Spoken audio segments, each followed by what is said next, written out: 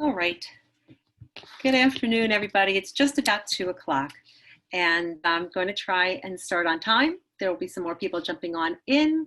I'm sure they'll catch up with us quickly. My name is Joyce Whitby. I'm really happy to welcome you here to our first webinar Wednesday. We intend to host a session the first Wednesday of every month with a new topic to explore. We're so excited to talk with you today about how to get all of your students job ready and life ready. Today's topic is going to delve into how to teach career and life skills in remote learning situations, a topic that we are all well too familiar here in 2020 and the reality that we're living in.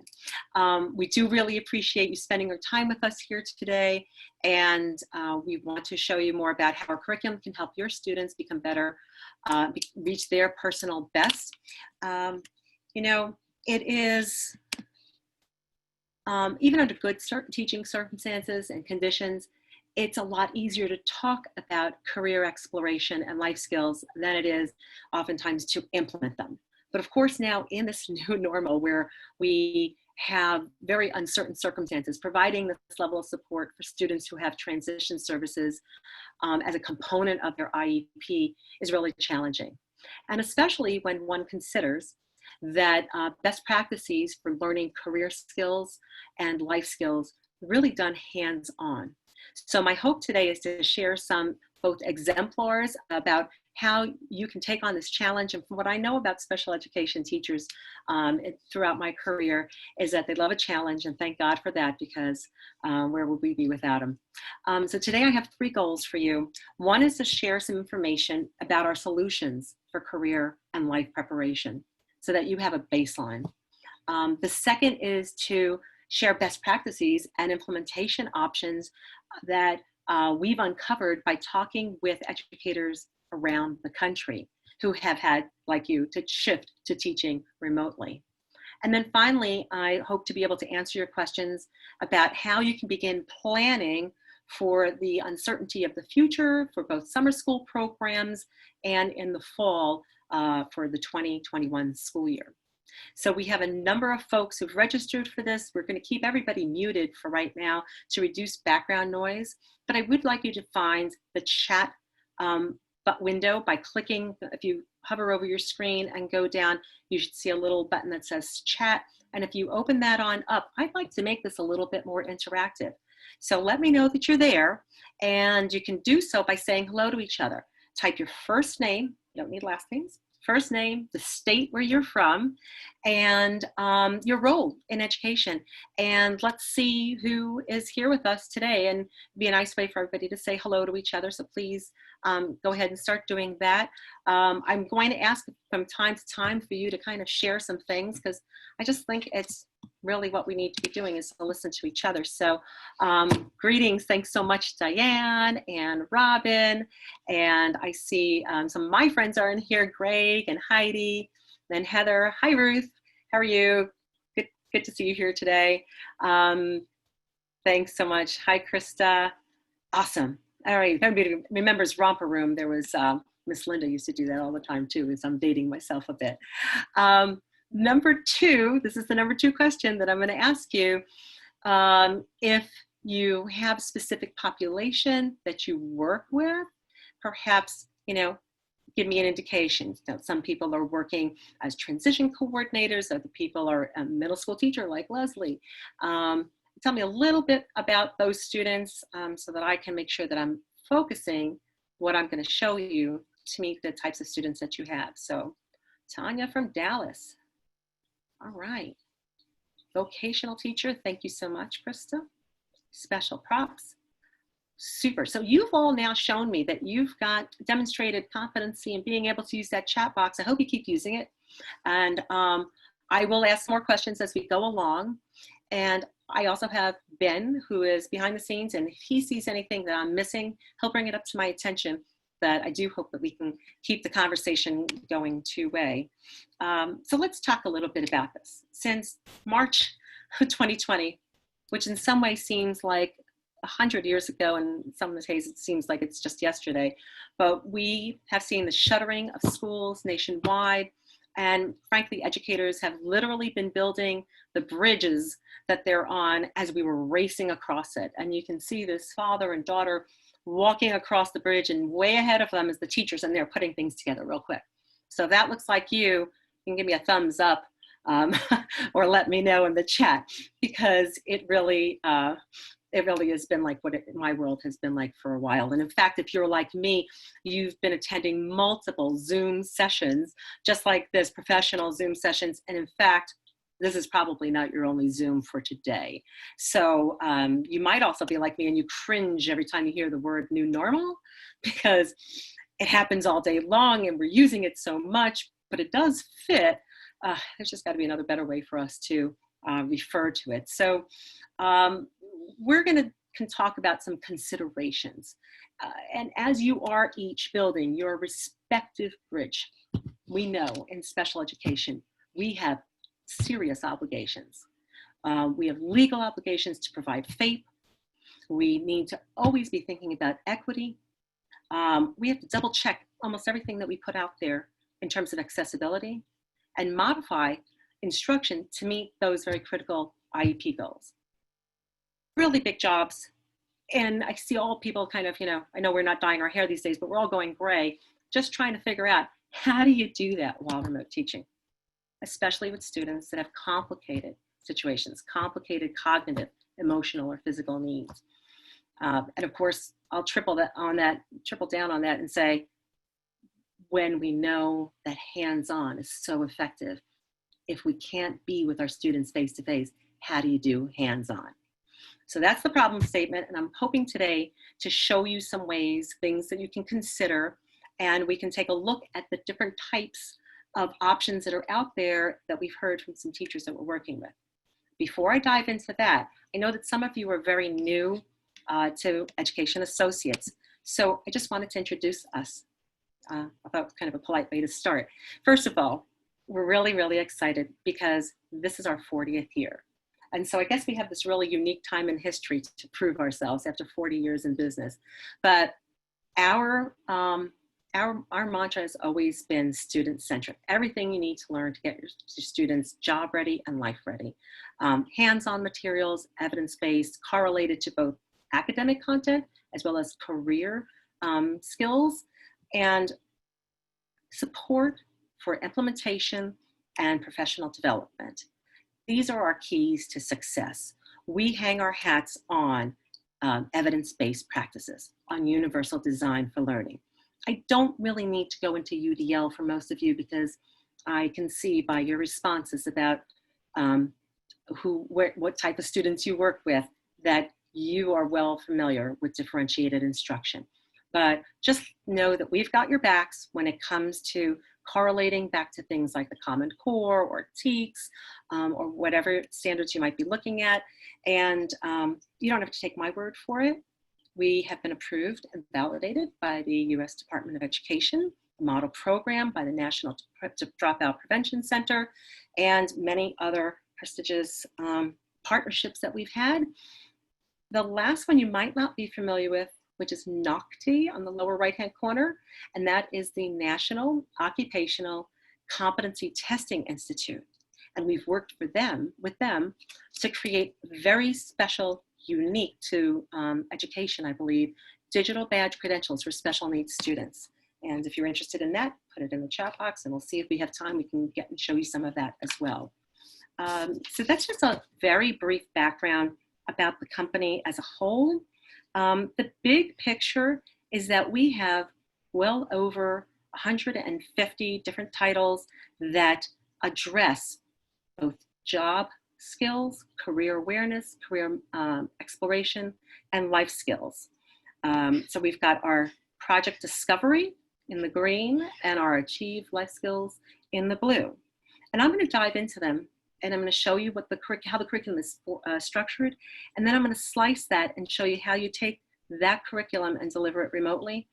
But I thought that it's so much better with the students we have, they're so unique, that it's so much better to kind of take a look really quickly first at the students that I'm talking about, so that we're all on the same page. So if you bear with me for a moment, I'm talking about students that are not necessarily college bound. I'm talking about students who have different levels of ability. And in one class, they could be all across the spectrum, right? And I'm talking about students that change from year to year and that present unique issues. Let me introduce you to Miss Angela Schmidtke in Burnsville, Minnesota. I'm just going to play a portion of this. If you'd like to get the link to this video, just send me a link in the chat, and we'll send you the links for this when we're done with the video, but with the webinar. But let's listen to Ms. Schmidtke for a few moments, and you'll get a sense of what her class is like. Hello, I'm Angela Schmidtke, a special education teacher at the Burnsville Transition Program in Burnsville, Minnesota. My class consists of 8 students with a range of mild to profound developmental disabilities, ages 18 to 21, working on their high school diploma. Today, we're going to be exploring the Project Discovery Adapted Grocery Clerking Kit. I've been using Project Discovery for 4 years, and it has made such a difference with my students in helping them learn about their career interests and gain job skills. First, we start with the pretest. I administer this using whole group instruction. We use the score report form to record their answers. This gives me a baseline for monitoring progress. Then we watch the first look PowerPoint, which introduces the key vocabulary terms and concepts of the kit activities. Today we'll watch activity 1 in the first look. There are a lot of great worksheets to support instruction for the module. I like to use them to continue teaching vocabulary. Now we're ready to start using the student instructions to complete the kit activities. The student instructions are provided in several ways for different levels of learners. First, I model and demonstrate the instructions by using the PowerPoint. Next, I show the group the video modeling of the activity. Video modeling is provided for each adapted activity, so students can see exactly what to do. Materials you need from the kit. Paper grocery bags, plastic baggies, tissues. Next, I'll lead the students through the visual schedule.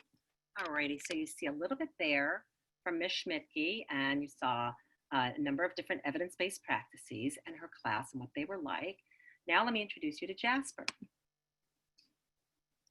I learned that I liked a lot more than I thought I would like to do. Big on working with my hands. I can work well with other people, but I prefer to work alone. I started an internship at Extreme Performance and Auto Service.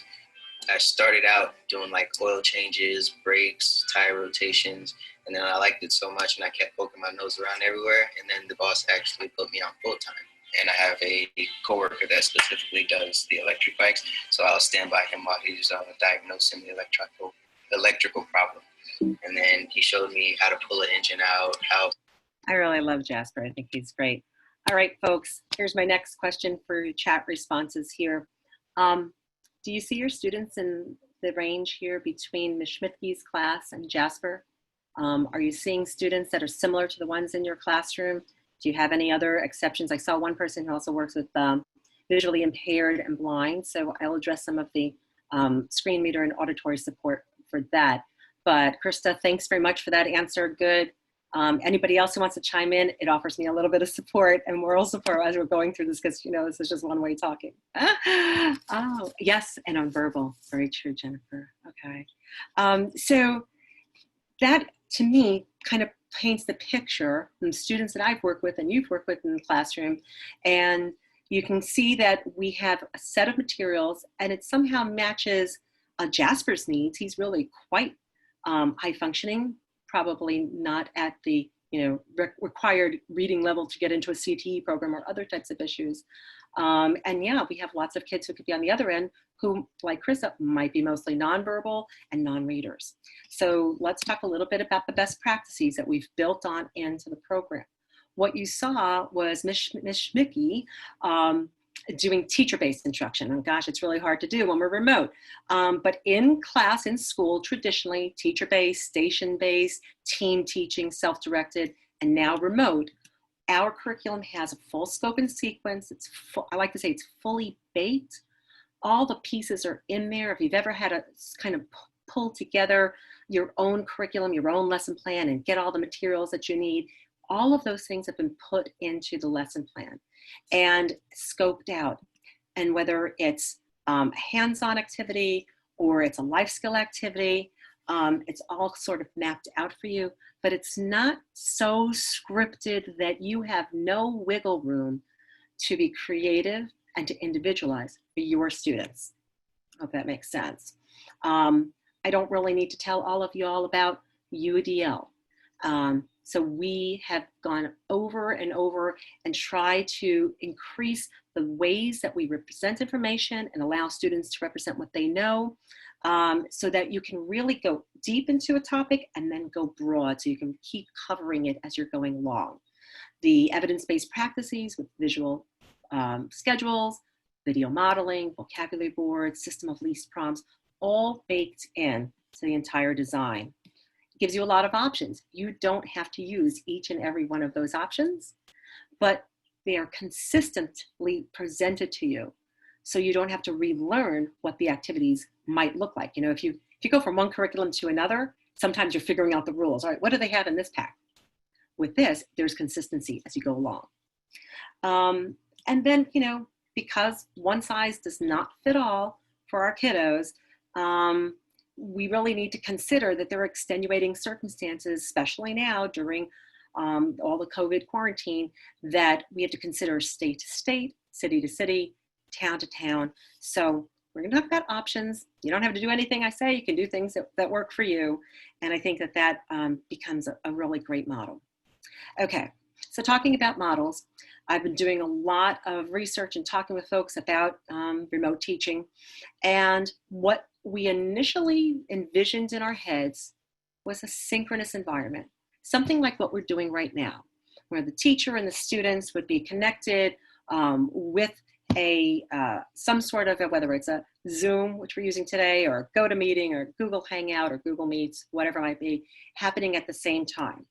Lots of different things that you have to consider with that. Number of sessions per week, the length of the sessions, how do you reach students who have no or limited access to devices and to the internet? And we still have to individualize and observe students and provide feedback. There's an awful lot. Many districts were on their way towards this. Many districts had one-to-one. They were on their way to this. It was probably more pervasive in their general ed, honestly, than in special ed. But then there's some that were really caught out and had to jump through big hoops. I mean, New York City Department of Ed distributed over 300,000 devices with connectivity to the internet in less than a month. It's amazing. So the opposite side of synchronous would be asynchronous. And a lot of districts took this as a tack because of equity, because they know that their children in low socioeconomic households would not have access to devices, and they weren't going to be able to provide that for them.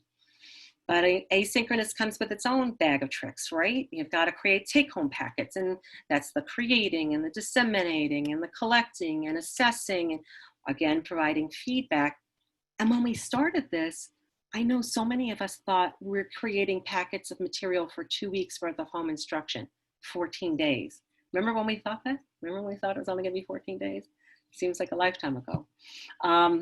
What's transpired now, and I'm sure you knew I was headed there, is that there's a number of hybrid and blended models. Of course, we're at the end of the school year, so many school systems have had the grace of being able to close down. Many are still technically open, and people are trying to figure out what summer programs they might be able to provide, as well as in the fall, because there's a lot of places where the numbers are good and we can open it right up and sports are opening and everything else, but we still have to plan to be ready in case, God forbid, things are going to get closed up again. And we don't know about that. So how do you do hands-on at home? With things that you have right around the house. Our curriculum does come with kits of materials that are the actual jobs. And you can see those things in these kind of images here. So we do have things that can be found around the house that can be easily prepared to be part of a curriculum that you can guide parents through. Let's dive into the actual curriculum, and I'll show you how you can get some of these types of things put in place. But I don't want to say that it just happens like that, because professional development and support is just so important. It's really one of the things you should be looking for in best practices or exemplars from anything. Are you going to be thrown into the mix of this by yourself, or is somebody going to be out there and try to help you as you're going along? So with that, I'm going to come on back and I'm going to talk again about the two sections of our program, Project Discovery in the green and Achieve Life Skills in the blue. And I think I'm going to start off with today the Achieve Life Skills because one of the teachers that we spoke with was really very helpful. So you can see a little bit more about how the two programs are broken on out. Achieve Life Skills has 62 titles, as you can see here, broken into 4 different topic areas. And so there's job, prep, and employability. And these are the titles under job, prep, and employability. So there's a number of about a month per unit, 10 hours per. They each have 2 different grade levels. So you might be working on an independent life skill, and let's say you're in banking, checking and savings, life skills for the telephone, time management, and you're going to have 2 different reading levels available, 3rd through 4th and 6th through 8th. And here's our SEL materials as well. So they're appropriate for a number of different types of populations. These are not hands-on kits. These are materials that are multimedia based, and they really are nice because they really do have all the right structure. This health and nutrition has been very, very popular, and in fact, the passive recreation kit is available for free download still on our website because we were trying to help people who just needed content. And let's look at the content. In the life skills curriculum, what we learned from Brooke Went, who is a job training coordinator and intervention specialist in Medina, Ohio at the County Career Center, was that she was able to take these multimedia materials that were in our site license, and she was able to put them up on her Google Classroom Drive. And don't worry, because if you have Microsoft OneDrive or even Dropbox, it all works. What she was doing is basically putting files up in a folder specific to her classes around a unit, and then individual student folders so that it would make it easier for her to individualize assignments and then retrieve any completed work. So students would go on in, and let's say they're doing the caregiver unit. They would have materials that are common to them in the caregiver unit, and then Bobby and Susie and Billy would each have their own folders, and she could put in the different reading level materials that were appropriate for those students or other types of accommodations that might work. The other thing that we include that really is essential is helping parents through this process. So we have brochures that are already done that tell parents about what the goals of the unit are. And we do also suggest doing a short training session with parents so they can understand how to facilitate and help their students if that's the case in remote learning. The other thing that Brooke showed us was that she could take our hard copy of our pre and post test, and she popped it on into a Google form to create an online version in just minutes. And so you've got lots of options here. These are the first 2 options on pre and post test. You can have a hard copy version, or you can have this Google form version. And this is what the Google form would look like. I would come on in here and I could put in my name. Let's just take name that's in here. And then I can start looking to see which of the following terms means germ-free. Now, if this is a pre-test, I might not know what some of these things are. So let me actually get some wrong answers in here. I've set this up today so that it doesn't provide me any feedback. It's just a pretest. It's just light. We don't want students to feel pressure. We want to get a baseline and see where they're at and what they do know, what they don't know. And at the end, I'm also going to ask them, how much do you know about being a caregiver? Very little. How prepared are you to make a decision about a career as a caregiver? I'm not prepared at all. So I'll submit that, and I need to just view my toolbar for a second because I want to show you that that will also automatically collect all the data. So we've had 4 students who've come through this, and I can see that as a baseline for my unit, the students are not familiar with what the term germ-free means and how to communicate with an older citizen and so forth. So really cool, easy tip, and that begins to start us on our way.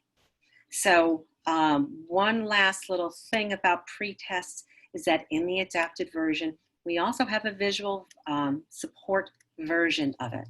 So the same kinds of questions done in a PowerPoint with audio overlay that you can be showing to the students, which is what Ms. Schmidtke had done in her class in Minnesota, and then you can manually track their responses. So easy thing for parents to do, but getting a baseline is a great way to show how far you've come in a couple of weeks when your unit is over. And as I said, this one does also come with the audio over the top of it. More tips and tricks. If you are have the luxury of a blended model or synchronous time with your students, you can do similar to what Ms. Schmidtke did. You can use that time to introduce students to a new unit using our first look PowerPoints, or even begin to model a new activity. You can also leave these files on the shared drive so that students and their parents could access them later and review them. And that might be the way you set up their week. So if you have a 45-minute synchronous time with them, then you can say, okay, now today we've done this and I want you to start working on this activity, give them a sheet or something to work on. And then tomorrow I'd like you to review the first look activity and do something else and start having them be guided through that particular process. It's really just a matter of following our scope and sequence and dishing out some of the assignments to the parent in small doses so that the parent's not overwhelmed. Since this is a really remarkable thing, with Education Associates materials, you have access to all of our files in real digital format that you can manipulate. So since you can do that, if you don't have access to the internet, if you're working in an asynchronous model, you can still print out for your take-home kits those PowerPoints. So the first look PowerPoint. In this case, I printed 6 of the slides on one piece of paper to save paper. But if that was too distracting for my student, I could print 2 or just 1 slide per paper to keep it very specific. And that would be part of my take-home packet. So these materials can be delivered online, or they could be printed out and delivered asynchronously. And let's just look at some more materials. I wanted to give you a sense of the depth and breadth, and you can see 3rd through 4th grade reading level, 6th through 8th grade reading level for an interviewing the job activity. Here are some additional worksheets that are included, and you see one is math, think it over. Many of our activities take the subject matter at hand, and then we begin doing some simple math and or reading and lots of vocabulary around it. And here's an additional look at another first look video, the PowerPoint. And I wanted you to see that it really can be in depth, and the student and the parent could be listening to this. Certainly helps not only with non-readers, but for students who don't have English as their primary language and parents who may not have English as their primary language. That's an enjoyable experience for them to go through together. And then there are materials that will help them go back through and circle in on some of those vocabulary pieces and begin to build a plan for that particular skill, in this case for interviewing. So once again, the blue side there, life skills, are not hands-on kits, but they are many different skills in several different areas that we're going through. Do the student materials list is the reading level on them? No. Good question, Diane. There's nothing student-facing that says this is for special ed, and nothing that says this is a 3rd grade and this is a 5th grade or this is a 6th grade. But you will have that in your guide. And as you pull out the materials, you'll know which is which. It just simply says greenhouse or job interview, or whatever it might be. Great question. Thank you. So let's take a look at the job skills. So project discovery, as I said, hard skills, job skills, hands-on. Career awareness is really a path for elementary students. Career exploration are over 100 career choices. And then we have an adapted version of that and the job skills. I'm going to focus on career exploration and adapted. for the next few minutes because it gives you the best sense of what is going on with this. These are really extensive units that introduce a number of careers within one particular genre, and real tools, real jobs, entry-level skills, and really a lot of material in here that you can embrace. 10 through 20 days scope and sequence. There's a knowledge-based pre and post, and then there's also performance-based benchmarks, work performance benchmarks, so that you can see, does the student understand the verb vocabulary and the content, and can the student perform those skills? That's important if you want to give out any digital badges later, just saying. So each kit includes different reading levels and for different kits. So there's a beginner level, intermediate, and advanced. And you can see they all have a lowest level of reading at 2nd through 4th grade. If you need something that's below a 2nd through 4th grade level, the elementary program, the career exploration, does have K through 1 and 2 through 4 levels in that. I won't go into that today. Happy to do it with you another time. Let's look at the beginning level, intermediate, and advanced to see specifically what's in here. It's a little tricky, but my friend Heidi, who's on here, helped me figure this out. So, best way to show you. The beginning series addresses those needs for students who are at a lower level, mild, moderate ID, low ASD, learning disabled, general ed, middle school, because nothing says special ed on it, right? So it can certainly be for a general ed class. Intermediate is a little bit more of a higher functioning student, your mild and moderate population, even at risk, juvenile justice, 18 through 21 programs for sure, and general ed in middle school and some high school CTE programs. And the advanced really goes to that next level and can really be used in a high school CTE program. There's a lot of wonderful jobs that are presented within there. If you see along the right, there is this little set of lines there for adapted. So of the 27 titles in career exploration, 17 of them have added in additional evidence-based practices that allow you to use them with students that are moderate and profound and more severely impaired, right? So there is a cleaning maintenance kit. It's in the beginning level. It's also in the adapted level.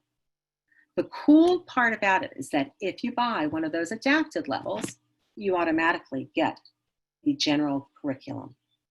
So you really could be working greenhouse work with students that are mild, moderate, and also with students that are severe and profound. You're just pulling out different sheets. So kind of along the line of Diane's question before, students will not know, and they will just be working at their specific level, different vocabulary, different kinds of activities. So it's kind of fun. Let's look at those activities. I'm going to look at them through the adapted because that way you see both. It just makes sense. As I said, these are just 17 of those titles, and evidence-based practices, data sheets, lots of different good things that are baked into here. We have even done extensive research that has demonstrated results and results over time. Happy to share that with you as well. I don't know that we have the time within today's session. These are the titles once again, and I'm glad I put this in here, I forgot. A really cool thing, as I said at the beginning, we are celebrating our 40th year anniversary. And what's cool about that is right now until the end of June, anybody who purchases one of the adapted series will also get one of those life skill programs. So if you purchase the adapted series, you would get the adapted version with evidence-based practices. You'd get the general version with the multiple modes of representation and everything else baked into that. So that's a twofer. And now you also get the life skills, and that's a threefer, as my friend Kathy says. I like that. And so from that, let's look at some of this and talk about how it can be adapted for remote. Again, everything comes with teaching strategies, laid out scope and sequence, alignments, and so forth. There are a lot of different ways that you can look at things, and you can pick and choose what's going to work best for you as you go along. Once again, there's a pre and post test, and yes, it can be done with all the different modes that we had just spoken about earlier. And here's a look at the most difficult adapted kit that we have, small engine repair. What's remarkable about this kit is that it comes with a small engine. and you're going to change the oil and spark plugs and so forth. But look at the vocabulary that's being introduced. A student might know what a drain is. A student might know what a pan is. They'll put it together in drain pan and they might not quite get it, right? So we really address the nuances of the language in here. Notice that the images that we have throughout everything I've shown you today are real images. They're not cartoons, they're not stick figures, they're real images. And they're actually images of the things that we include in the kit. So we have a blue funnel in the kit. Now, if that blue funnel should get lost and broken, whatever, you can get a red funnel from the hardware store, and you can take a picture of that red funnel and you can pop it right in here so that the student can see the actual funnel that you're working with, because you have full access to these materials. I don't know many other publishers who allow you to alter their content to this level. Now, one thing that I would probably do is I'd go out and I'd get a red funnel, a blue funnel, a green funnel, a yellow funnel, and I'd put them all here so that the student could generalize from specific to any, correct? So you guys know how to do that. Vocabulary boards, really focus on a lot of vocabulary. Look at these images. They do not talk down to a high school and 17 through 21-year-old student. Really kind of cool in that respect. Very representational of the students that we have. And here is a perfect activity example of how we can guide parents to doing a remote lesson at home. You've got this activity in a visual representation, step by step, and the parent can be checking off on our benchmarks how the student has done, gathering all materials, washing your hands, wiping the table, placing the placemat on the table, placing a plate on the space, etc., right? So parent can mark it down. They can indicate whether the student did that independently or with what level of prompting. Was it just a verbal prompt? Was it hand over hand or assisted in some other way? That's what we're looking for in each of those columns so we can see the diminishing level of prompts as they go along and get really good at it. That's activity 1, folks. There's activity 2. Activity 2 builds on number 1, and they have to set the table, but then step 4 is show customer to the table and give them a menu. And it would be a great activity to have at the house that the parents or whomever the family members are in the house could be sitting down. The student would hand them a menu and they can go through the whole thing. And you'll see when I talk a little bit further on about some role play that's what we introduce as well. So the materials are really well suited for doing this kind of remote at home assisted learning. Here's another visual schedule, just so you can see how that could be broken out in a much easier way. You don't have to use everything. You use what works for you. If you don't have the online access and access to devices, we have no shortage of supplemental materials for each of the activities. And if you look at them, here they're counting the number of toolboxes and doing multiplication. The one on the left is find the pattern, what comes next. I mean, these are really, all using the same words, vocabulary, the images, and yet going broad in terms of the types of skills that we're trying to address. So kind of a fun thing. Ms. Schmicke said she loved using the bingo and the carpentry game. And we had somebody this week ask, and I didn't know, so I always love to learn something, that we do have multiple representations of the bingo card so that not everybody in this class would be yelling out bingo at one time. But I think parents would have fun playing bingo along with their students using those special vocabulary pieces. Here's an example of the role play, and parents could embrace that. Or my favorite thing, which is situation cards. So here we have Miriam is bussing a table as she carries the bus tray into the kitchen. The glass falls to the floor, the glass breaks. What should Miriam do? Teachable moment. Let's discuss. Let's take it to that level so that it's not just rote memorization. I take the cup, I bring it here, I put it down, and we want them to really learn to be ready for those types of jobs as they go out into the community. Finally, another strategy that we've included, evidence-based practice, is a social story. And I know many people out there love doing their social stories. I looked at this one and I said, oh dear, we're not going to be going on the bus soon, back in March. But you know what? It's great. This gives them an experience. They can look at the social stories that go along. And then what a creative teacher in New York was sharing with me is she just has parents take pictures with their mobile phone of the student setting the table, doing the nail care, planting the seeds for the greenhouse or whatever it might be, and sends those pictures to the teacher who can help pop it into a social story with real concrete images. And so cool. It's a great idea. So we give you the model for the social stories, and you can take it to any level. These teachers are just amazing us, and we really do appreciate everything that they share. Oops, hold on. But wait, there's more. I clicked too fast because that's just what we've been able to cover in 40 minutes. There's a bunch more. And really excited to just say, we've done our homework. We've got a lot here for you that you can embrace, that you can take a look at and see what's going to fit for you. All the materials that I'm talking about, we've got this cheat sheet up on our website. We'll send you the link when we're done. And so you can go back and refer to this. These are all your notes really for today's session. And then here's some suggested curriculum that we have. We've dug in deep, rolled up our sleeves to find those activities that specifically would have common items you could find around the house. So seeds, container for soil, shoebox, plastic film, baby doll, diapers, cloth, blankets, makeup and fingernail polish. All of these things, there's so many different activities, and we've outlined them for educators so that you could really come on through and be able to do fun things. I mean, look at the advertising and editorial design in our life skills. What do you need for that? Pens and markers, paper, and an imagination.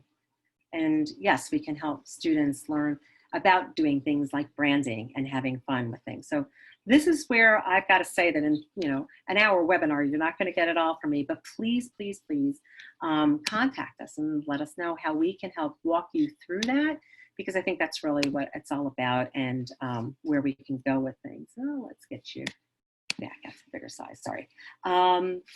So that having been said, let's look and see. I think you've got a lot of information in there. I'm looking at the questions as well. Yes, we actually can. I see a question there from Krista about grants, and you're being answered, but we do help people even write grants at times and see what's going on in that respect. So I'd like to talk a little bit about next steps and also entertain some more questions. In terms of next steps, I'll just share that it's just a thoughtful process. Identify which students and teachers would work. We've got districts that are doing this in concert with each other, team teachers that handle different aspects of the curriculum or different students within a team teaching situation. So to identify who you'd be focusing on. Also talk about the modality, discuss with your technology department. Do they have facility for things like the Google Docs or Microsoft OneDrive or Dropbox? What is the best way, and what are things that you need to be ready for? Figure out how much stuff you might need to prepare for take-home packets versus that. This is where we're at right now. I think this is just planning ahead. And when it comes to trying to figure out what parts of our materials would work best for you, the number 3 there, identify which units, just reach out to us. There's a lot of ways to reach us right there. Reach out to us. We'll be glad to help you figure out which of these activities make most sense, which of these units make most sense and fit for you, and we can work with you on that. And before I say join us for our next webinar and the webinar Wednesday in July, let's look at some of the questions here. Yes, Krista, we can come up with a version of the PowerPoint to share with you. Remember also that all of those points are on that one page for us, and it's a good website that we'll send you as well. Any other thoughts or questions, folks? I'm gonna kind of back on through.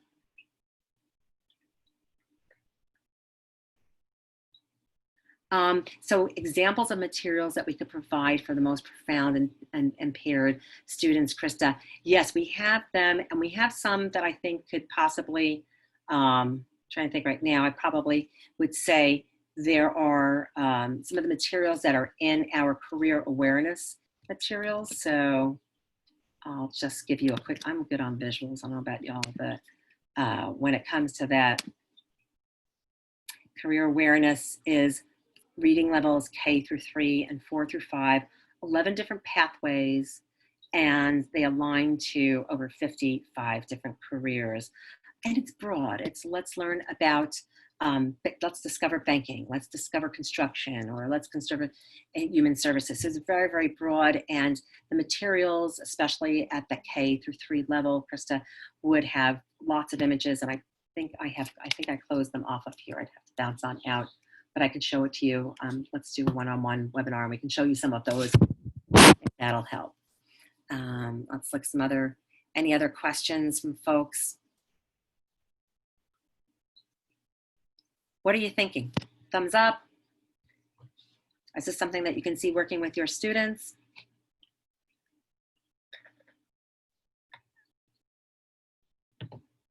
Thanks, Krista. Awesome, Diane. Glad to hear it. We have a little bit of extra time because I'm from New York and I spoke like I'm from New York. Ben was supposed to slow me down. But we're happy to stick around for a bit, answer any questions you might have. Oh, I know. We did leave some extra time here at the end. And I said if we had time, I might just kind of share this with you. Anybody familiar with the concept of digital badges? It's quite popular with professional development, and you might see professional development micro-credentials and things like that spoken about. I've seen it in regular general ed CTE programs.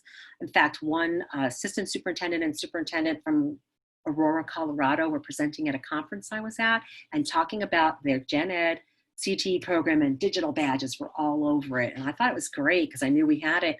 And I asked them what the criteria was, and they said that the students going into their program had to have a 9th grade reading level or above. And I said, oh, well, that leaves our kids out, right? All our kiddos for the most part. So I started telling them about this, and we've got a very interesting dialogue going on. The student completes the curriculum, demonstrates the necessary competencies to show proficiency, right? So remember that little checkbox going down on the table service? Teacher will enter them on into the system. They'll get a congratulatory email. They get access to a badge locker, which looks like this. And it will contain all of the badges that they have earned. I asked the fellow from Aurora, so what do your kids do with the badges? And they said, well, we have them set up a LinkedIn profile. And I went back to our badge locker, and lo and behold, there was a way to export to all these social media, including LinkedIn. I thought that was a great idea.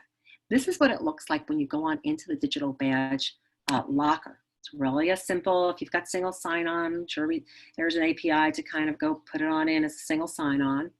And there they go. So I'm in my actual digital badge locker, and I've got banking. This is a life skills course. It's in blue, remember? Credit and loans. Could use that one myself. The green, cleaning and maintenance, advertising, editorial, construction trade. I like to show the auto detailing basics because so many of our students are really into working with cars. So the auto detailing basic skill level allows them, to demonstrate the competencies. And here they are. If I click here, this will be a list of everything they can demonstrate. And you could take this list to an employer. This student may not be a master mechanic, but he could get a job maybe changing oil at a Jiffy Lube. So that's so exciting. And here's where you can share it. That was really so exciting when I found that. And then here's the auto detailing enhanced. Now the student might have a little bit more of a chance of getting the higher job, but that's because we have lots of different types of students. So this is probably, and I'll be daring and say, I think this is probably the only digital badge credentialing system for students with special needs to really demonstrate to the business leaders in your community and those viable job paths that you have available that the child is able to be a worthy employee of theirs. So that's what we did with our couple of extra minutes. And I'm seeing folks sharing that they've been using them. I'm so glad to hear that. We've had people who've been using this for so many years that some of the evidence-based materials are really what's new. And so we've been having fun sharing that with them. They've been around for a couple of years as we go along. And what I'll suggest, Ben, is perhaps for everybody who's here, we'll send them one of these little wish lists. That kind of plays it all on out. You've now been walked through each of these pieces and you really can tell what they are. And yes, Diane, the badges can be printed. So that's an option as well. So you can print the badge, you can print the list of criteria, staple it together, and walk on in to an interview. One of our teachers in, I think it's in Louisiana, Red River Parish, if I'm correct, she has students use the Preparing for an Interview kit to learn about interviewing. And then they do a mock interview for one of the career kits. So they're going to go in and interview for the table service kit, or for the auto detailing kit, or the greenhouse.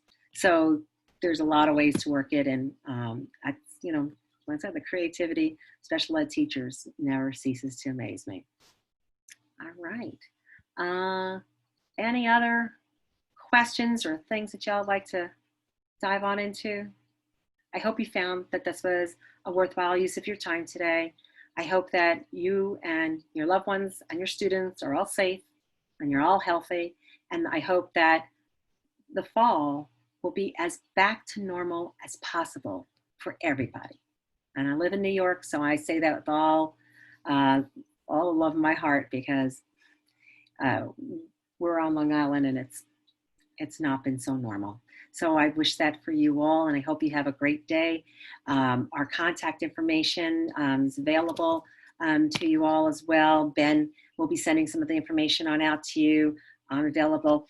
What we'd really love to do is introduce your local representative. We've got great representatives throughout the country, and we'll be glad to share their names with you, and they can really help you see not only what materials in here might be work well for you, but they can share who else in your region might be using it, so that you can, you know, ask some of your colleagues throughout the area about that. So I want to thank you all for coming. Hope you have a great rest of your day, and I'm going to call it. So have a wonderful day. Be safe, be healthy.